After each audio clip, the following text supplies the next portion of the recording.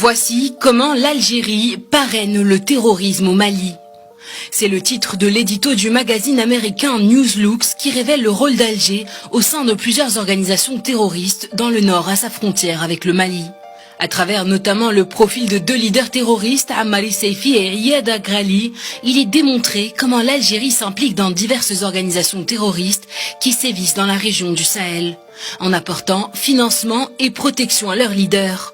L'année 2003, marquée par l'enlèvement de 32 touristes étrangers dans le désert algérien par le leader terroriste Ammari Seifi, est un exemple du système de paiement de rançon contre la libération d'otages mis en place par celui que l'on surnomme Abdul Razzaq al-Bara. Après avoir été remis par le mouvement pour la démocratie et la justice tchadien à la Libye, Ammari Seifi a échappé à plusieurs de ses condamnations. La Suisse a notamment exigé d'inspecter ce dossier de plus près, requête à laquelle l'Algérie n'a pas répondu.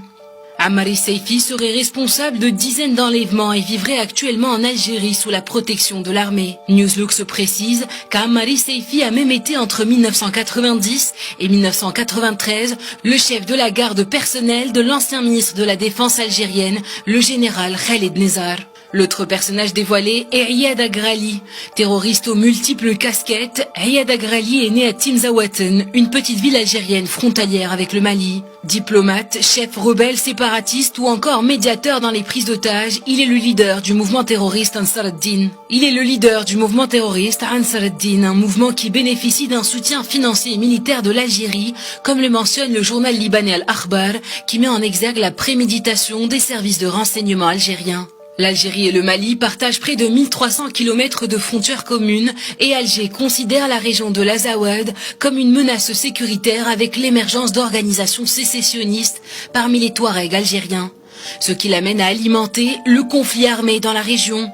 Les groupes affiliés à Al-Qaïda s'activent dans de nombreux pays au nord du Mali, en Libye, en Tunisie, au Niger, au Nigeria, en Mauritanie ou encore au Burkina Faso. Des branches terroristes qui bénéficient d'un soutien logistique dans le sud algérien.